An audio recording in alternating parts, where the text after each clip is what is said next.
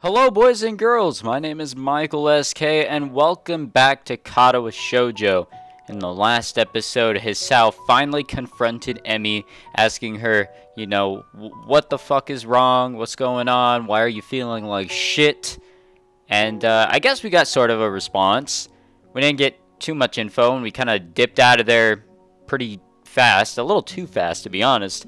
So I think we'll be continuing off of that. Since we sort of got stuff going. I mean, we're going to be running right now, so I feel like some stuff is about to progress. We're about to see some more shit go down.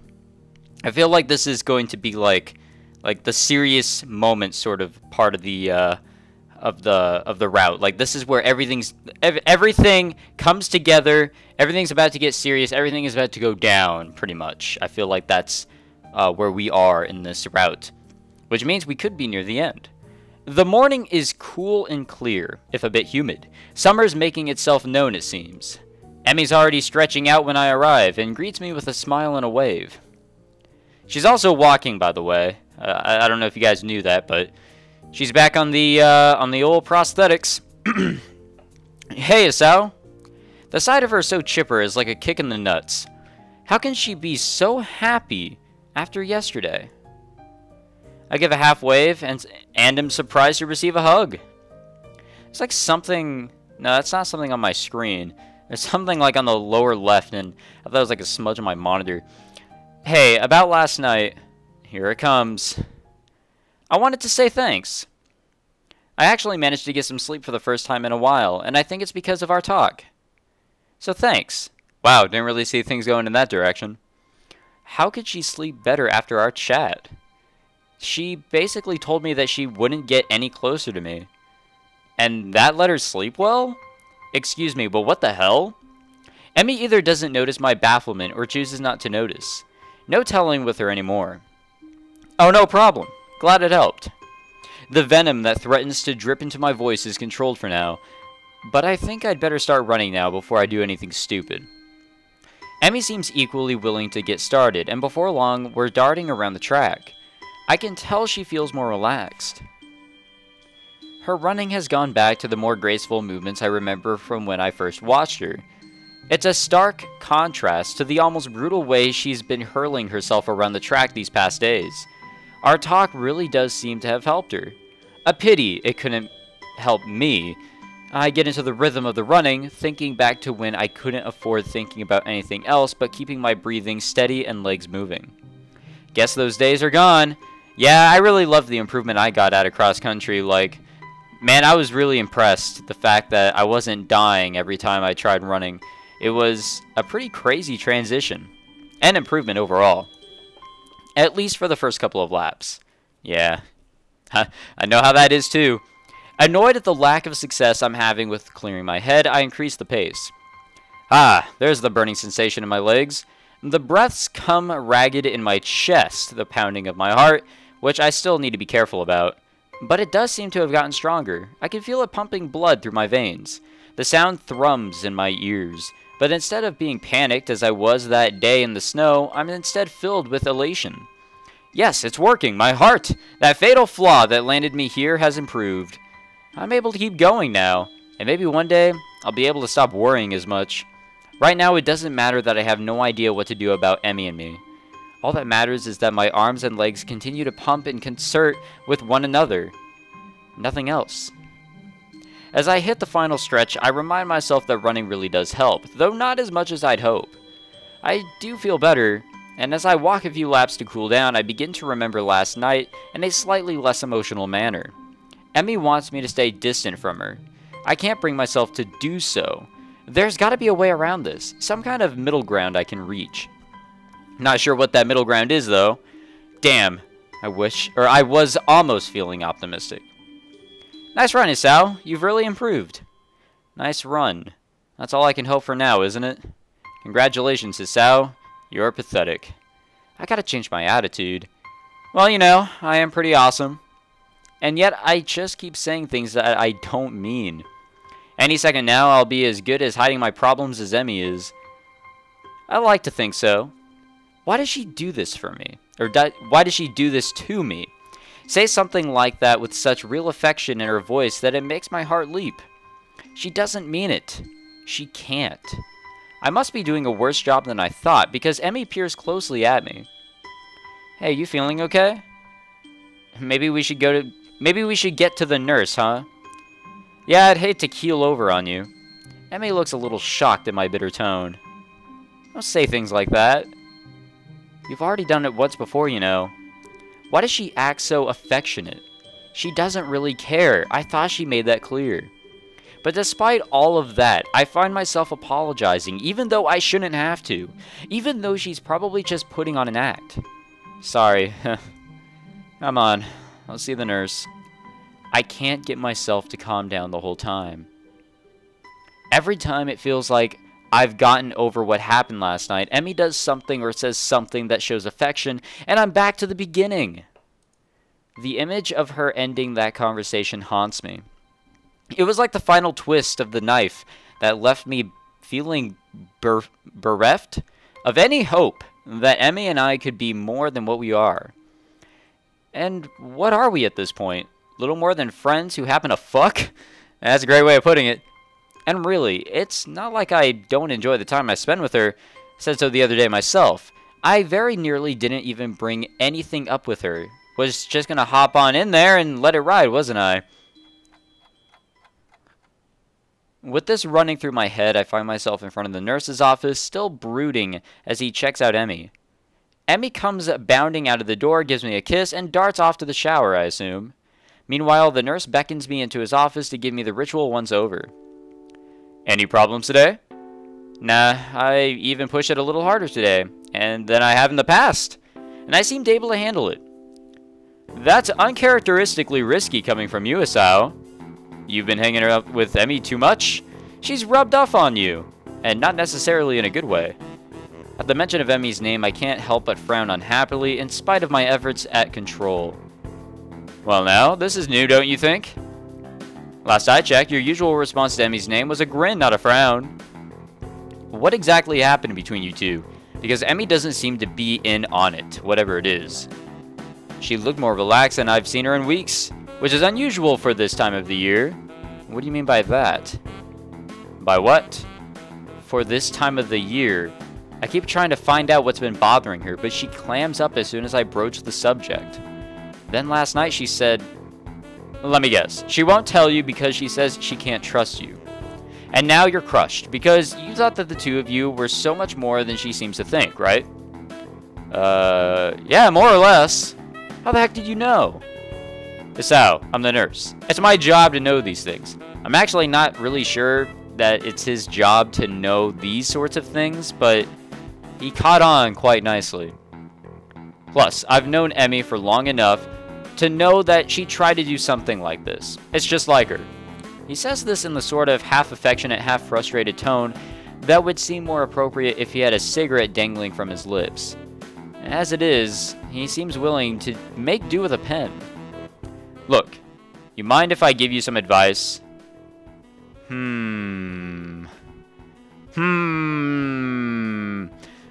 Okay, let's save it just in case, because you never know. I could be making a mistake anywhere now. Or anywhere here now. Honestly, like, I'm pretty open to advice. I don't see the harm in receiving advice, but maybe we cannot be diving. There's a word I could use. We may be diving deep enough to be okay, but maybe we're not. Maybe we need to dive deeper, or else we really won't be able to help Emmy. We won't be able to get closer to her, you know? So that's why I keep thinking, especially when we were talking with Muto, that we needed to see him. I didn't really think we'd get anything out of him, but I didn't think we had to completely disregard everything else and try to do everything ourselves and just go out there. Shit, we got advice from him. That was coincidental. But with this, we can get direct advice. We can definitely get some help here. And I feel like just trying to do things on our own will not help us out. To try and just focus solely on Emmy, to try and not think about other options. We got to do what, as Muto said, we got to look at things from different angles. So I think we should definitely take the nurse's advice. I really wonder if he even has a name. We've just been referring to him as the nurse. Sure, why not? What was it Muto said yesterday? If you can't observe the thing, then observe what's around it. There we go, guys. See, I was making sense there. Or at least I'd like to say. I want my commentary to have some meaning to it, other than just the reading. Worth a shot. The nurse knows Emmy better than I do, I'll wager. Sure, I'm open to suggestions. Honestly, I'm kind of lost. I've got no idea how to deal with this. I never would have guessed. He grins while he says this. I think he's kidding. Look, here's the deal. Emmy is stubborn. You should know that by now, and if you don't, then you're pretty unobservant. But I'm giving you the benefit of the doubt here. I'm so grateful. Anyway, if she's decided that she doesn't want to talk about what happened, then she's not going to talk about what's happened. Has she said anything about what's been bothering her? Even a hint? Well, she did say she'd been having nightmares about the accident. Really? You're making progress then. That's good. Well, I guess I can fill you in on this without violating my strict non-interference policy when it comes to Emmy making stupid decisions. The anniversary of her accident is coming up soon. She gets depressed around this time because it was a pretty traumatic event, considering what she lost. And that's the other thing. She acted like she lost more than just her legs. What happened? Whoa, nope, not going there. You'll have to ask someone else about that, because that's a whole can of worms I'm not about to open. If Emmy wants you to know, she'll tell you in her own time. You've just got to be patient, that's all. Why are you even helping me with all this? Because you're good for her. She trusts you, even if you don't think she does. And you've got the best chance out of anyone at the school right now to help her through this time of year. She won't accept my help, but she might accept yours if you don't screw it up. So don't screw it up, got it? I open my mouth to respond, but a knocking sound at the door interrupts me. Hey, you guys still in there? Just a moment, Emmy. Give us a second to get our pants back on. The door bursts open and Emmy glares knives at the nurse. Asshole. Didn't mean to get your hopes up. Hey, can we, leave me out of this? Anyway, what's up, Emmy? Forget something? I try to take a more cheerful tone with her. No need to upset her. Two can play the everything's fine game. Actually, I forgot to ask you something. Oh, what's that? Do you want to come with me on a trip to my house? Ooh, now that sounds fun. My mom's making dinner, and I thought you might want to join us. Well, of course I accept. Emmy punches the nurse in the arm playfully. Not you, idiot. You were over last week. I was talking to Hisao. I really hope that was a joke there. Oh, how interesting. Meeting the parent? I'd love to go, Emmy. Thanks. The nurse raises an eyebrow but says nothing. Great. I'll be in my room. Swing by after you shower and change into something clean and we'll grab the bus. Sounds good. I'll see you in a bit. This time, it's me who leans in for a quick kiss before darting off to my room. Okay, I've got a little bit of an idea. But I'll talk about that later. What an interesting development. Maybe we're getting closer after all. Maybe Emmy's finally ready to open up a little. Or maybe she's just being polite. And a free meal seems like a good way to apologize for last night. Great. Now I can't decide whether to be excited, nervous, or depressed.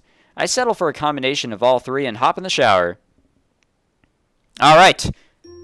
I can get a drink of water. Shit. Ugh, damn. This shit wasn't open. I had to be quick. Oh, damn. This is an interesting scene. I don't think I like riding on buses. I feel like I really, I have a lot of similarities with Hisao. Actually, I think I'm pretty comfortable saying that as a fact. They sway a lot, and they smell funny, and you can feel every bump in the road. I'm really not looking forward to this. Plus, Emmy's legs keep making a clanking noise that draws the attention of everyone else on the bus.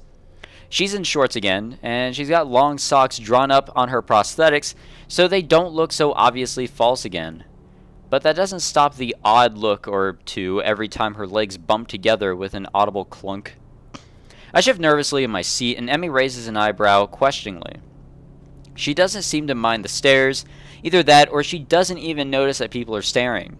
I'm sure she's gotten her fill of odd looks before. After a certain amount of time, I doubt she'd even notice anymore. Not that she'd ever tell me if I asked. Another fact is, I'm not just uncomfortable about the bus. I can't seem to come to terms with the fact that Emmy appears to be trying to bring me closer, while at the same time pushing me away. The nurse said she trusts me, even if it doesn't look like it. But I'm not sure I can trust the nurse. I mean, I do. He's protective of Emmy. Just like I'm protective of Emmy. And I'd be likely to say something to make her look good if someone asked me about her. So he might just be doing that. Still, there was something about the way he seemed genuinely surprised that Emmy invited me along. Maybe last night's talk helped more than I thought, but I'm still worried. Meeting the parents is a big deal, right? Not that I haven't already met Emmy's mother, but that was just an acquaintance. Now it's going to be as Emmy's boyfriend. Oh, hell yeah, with everything that implies. I can feel my heart pounding in my chest, an echo of that snow-covered afternoon that feels like it was so long ago that it might as well be another life entirely. Except then, I didn't know what was going on. I also didn't have medication to help prevent things spiraling out of control. I've come a long way in terms of my physical health, and for the second time today, I feel like I'll be able to live normally now, or at least as normally as possible. Now, if only I could manage my relationship as well as I've managed my heart, I'd be in great shape. Oh shit, boys. Here we go. Well, we're here. Emmy grabs my hand as soon as we've stepped off the bus. She starts heading down the street almost immediately. Come on, we've got a couple blocks until my place. What? Oh, okay. Damn, dude. Love this art in this game. It's just... It's nice, simplistic, and it really does get the job done. It's not over the top like a lot of visual novels are out there. I follow Emmy down the street, watching her confident stride. She's setting kind of a quick pace for just a walk. I guess she's anxious to get there. So does your mom do this sort of thing often? Nah, not too frequently. Mom's never been much for playing hostess. Oh yeah? Yeah, my dad was always the one pushing her to have people over. This sudden and unprompted reference to her father catches me off guard. And from the look on Emmy's face, I'm not sure she meant to mention him. I think I've only heard her talk about him once. All I remember is that Emmy's mom told me that he wasn't around anymore. Oh, your mom prefers solitude? Emmy laughs, either from the relief that I didn't ask about her father or from finding my statement actually funny. Not at all. She's why I'm such an outgoing person, you know. She just prefers to be a guest rather than a hostess. It's less stressful that way, or so she says. Oh yeah, I can definitely understand that one. Clearly, she's never had to meet her girlfriend's mother for dinner. Emmy giggles again and speaks in a teasing tone. Nervous, Hisao? You shouldn't be, you know. It's not that big of a deal. Just dinner at my house, that's all. Yeah, but have you ever brought home a boyfriend before? I confess that part of me dreads hearing the answer to this. I know very little of Emmy's past relationships. I don't even know if there were past relationships. No, I guess I haven't. Hey, maybe this really is kind of a big deal after all. Oh good, now I feel twice as nervous. Though to tell the truth, I'm pretty happy to hear that I'm the first one. Maybe we've got something special after all. Ooh, we're getting closer to the moment. Guys, I gotta admit, like, when you're meeting a parent, and you're in a relationship and all that shit, it is nerve-wracking. Really. Honestly, I have no idea how I've done it in the relationships I've been in. It is a challenge, for sure. Bolstered by this new thought, I've managed to calm down considerably by the time Emmy knocks on her front door. Hey, Mom, open up. We're here. Oh yeah, that's what she looks like. I totally forgot what she looked like, and earlier I even forgot the fact that we've actually met her. The door swings open, and Mrs. Ibarazaki stands grinning at her daughter. The grin is still surprisingly similar to Emmy's. I'm never going to get used to that. You know, people normally wait for a few minutes before they start shouting at the door. And most mothers say hello to their daughters instead of scolding them right away. Ha, of course. Welcome home, dear. I've missed you. Ooh, what a nice house. Or kitchen. That's a solid kitchen, guys, honestly. An affectionate hug later we're inside, and it is only then that Emmy's mom sees to remember that I'm actually here. And hello to you too, Hisao. How are you? I'm quite well, thank you. Nice to not have school to worry about for a little bit. Ah, yes, you finished up your exams, haven't you? That must be quite a relief for you both. It's certainly a weight off my mind, that's for sure. Mine too. I think I slept well for the first time in weeks last night from relief alone. If this news is a surprise to Emmy's mother, she doesn't show it. Still, her response betrays a note of interest. Is that so? I'm very glad to hear that, Emmy. You know I get worried when you get all wound up about, well, exams. Certainly Emmy's mother knows something I don't. Or rather, she doesn't know that Emmy's told me about the nightmares. It's interesting being able to observe how Mrs. Ibarazaki covers for Emmy. That protective instinct to make sure that I don't know any more than Emmy's willing to tell me. I suppose Emmy's got more in common with Quarks than I ever realized. Moves around fast, impossible to understand through direct observation, yet she has an effect on everyone she encounters. I wonder if Mrs. Ibarazaki will figure out that I know about the nightmares, or is she just keeping everything secret from everybody? Yeah, it's not been as bad this year as in the past. Hisao helped me to stay focused. Okay, I know that's not true. She even cut off contact outside of school hours during exam week. But she did see me during the day, and she told me more than once that the morning run was the only thing she looked forward to during exams. So maybe it's not that much of a lie. Either way, to hear that being around has helped even a little makes me feel a bit better. Emmy's mother raises an eyebrow at this statement. Either she doesn't believe Emmy, or she's as surprised as I am. Well, then it appears that it's a good thing you two have become so close. I tell you to take good care of my daughter Hisao, but it looks like you're already doing that. Hell yeah, man. What do you expect out of us, Hisao? I forgot his other name. Is Hisao his first name, or is Hisao Nakai? Is that it? Or is it Nakai Hisao? Yeah, whatever. We'll just call him Hisao, and we'll stick with that. Emmy grins at this, and seems to take pride in my having managed to ingratiate myself with her mother so easily. I'm pretty sure his first name's Hisao, by the way, since we've been calling everyone by their first name. Actually, I'd say your daughter has been the one taking care of me. She's gotten me out and running. I've probably been more active since meeting her than I ever was, even before. I'd actually never thought of it that much, nor had I ever appreciated the humor in it. I wasn't too active before the heart attack. Pick-up games of soccer don't really count since they weren't that common. So now that I know for sure that I have a weak heart, now I run every day, pushing my luck with the help of my medication. I chuckle quietly, then realize that I never finished my sentence. Well, before I had my heart attack and wound up at the school here, it comes out so casually. There was a time that I would have thought twice about talking about what was wrong with me at all. But now it seems silly to care, especially in the company of Emmy and her mother. If Emmy can be a cavalier about her disability, then so can I. I think back to the track meet, where Emmy declared herself the fastest thing on no legs. The fact of her obvious loss has never seemed to bother her, at least not in public.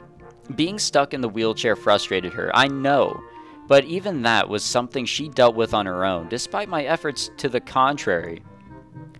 Emmy has a way of bringing out the most active side in people.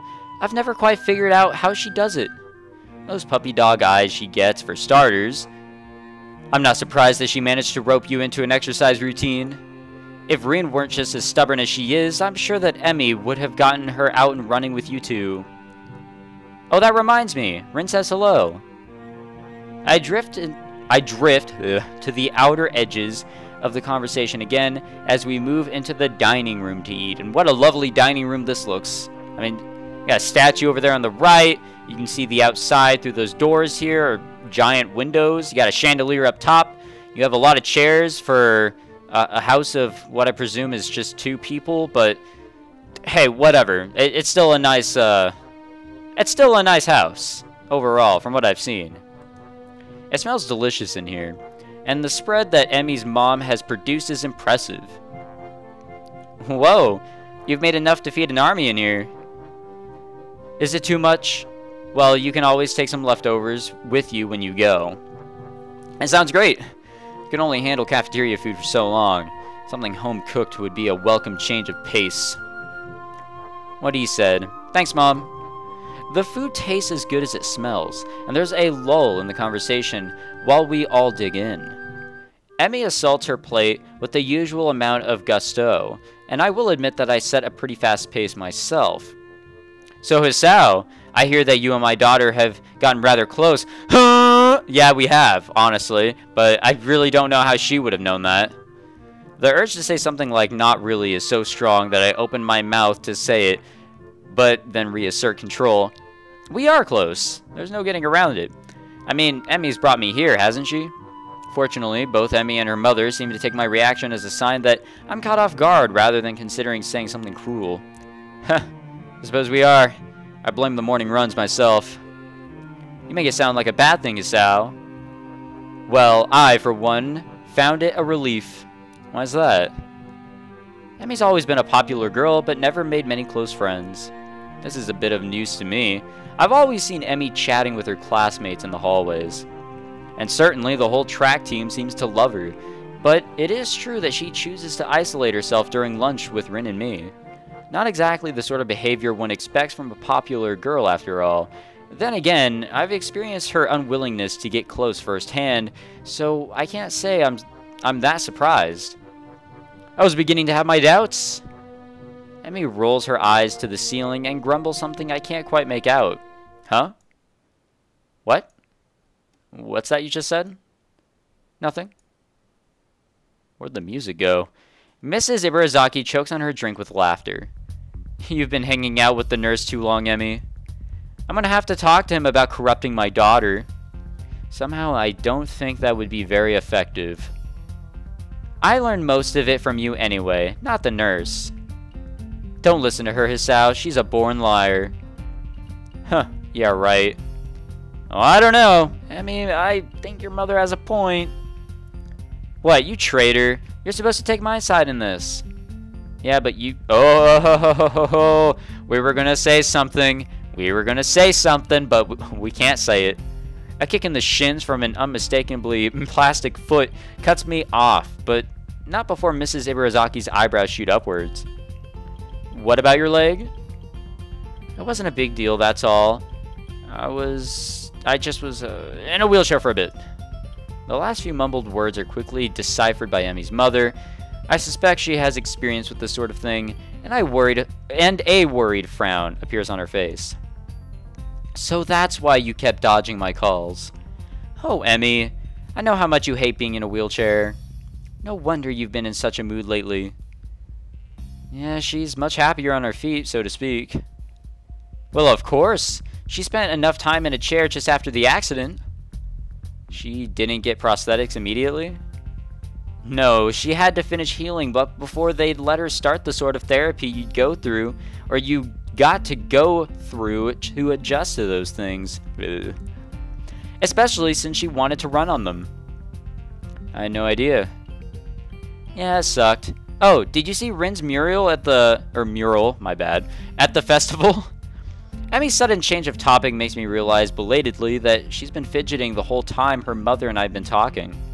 I should have figured on her being a little skittish when it comes to talking about the accident, even around her mother. No, I didn't make it out at the I didn't make it out to the festival, remember? Although I caught a glimpse of it at your track meet, it seemed pretty weird to me. I think that's more or less what she was going for. She talked a lot about it being dreamlike, or trying to make it dreamlike. Rin's art is one of those things I don't think I'll ever understand. That's not surprising. I don't think Rin expects to be understood. She told me once that art allows people to understand stuff they wouldn't understand otherwise, but all the same, she doesn't think it actually works that way. I'm surprised that Emmy's talked about this with Rin extensively enough to actually have Rin's opinion, such as it is. Although I expect that Rin could not, if she were so inclined, to say the same thing about Emmy's. Unless, of course, Emmy is purposely keeping me in the dark about everything, which is likely, but unpleasant to think about. I drift down this unpleasant train of thought for a while, losing track of the conversation. Hey, Emmy, I've been meaning to ask. Huh? Are you going to visit your father this year? So I don't think he's dead like I thought. I was under the impression that he was dead, but oh wait, he could still be. Like a visit, you know, his grave sort of deal. It's either he's not around in the sense that he physically is not in the house anymore or part of the family, he's off doing his own thing, or in the sense that he literally is not around in terms of existence. From the way she says it, you'd think Emmy's mother was talking about the weather. From the way Emmy reacts, it's clearly not the weather they're talking about. She flinches, a slight jerk of the head backwards, as if she's just been slapped in the face. Can we talk about this later? Her voice sounds brittle, strained. It looks as if she's been severely shaken by the question.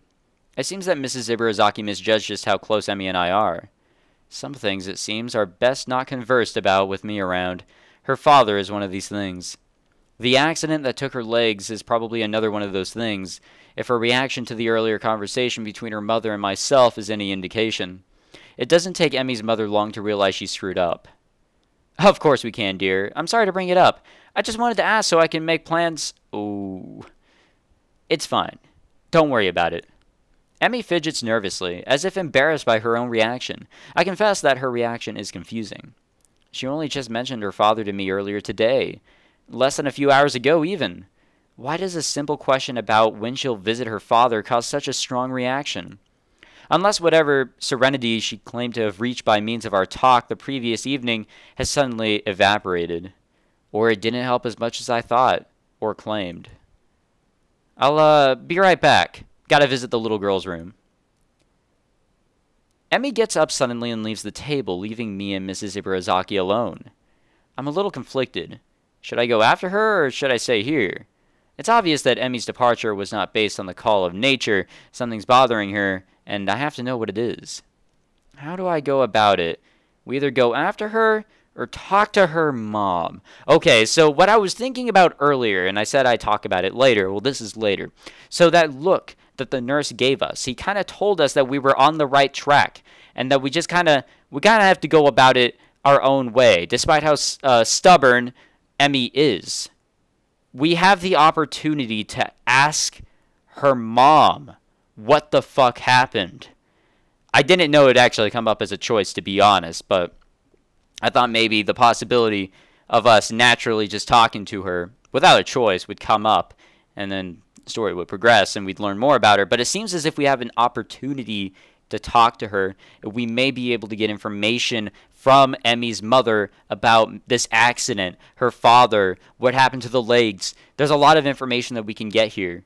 Or maybe the talk could just be casual and it'll go nowhere. I'm hoping it is the former and not the latter. So we're actually going to stop here. I'm going to think about this. And of course I will record before I upload this, so I won't be spoiled. Nice try, comments section, if anyone was going to try.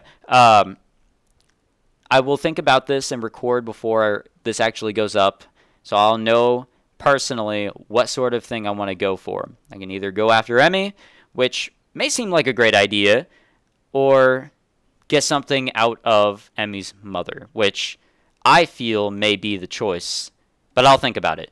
So we will end it here. Thank you very much for, oh, this is Guess Who's Coming, Never Mind. All right. Whatever that's supposed to mean. We'll save it here.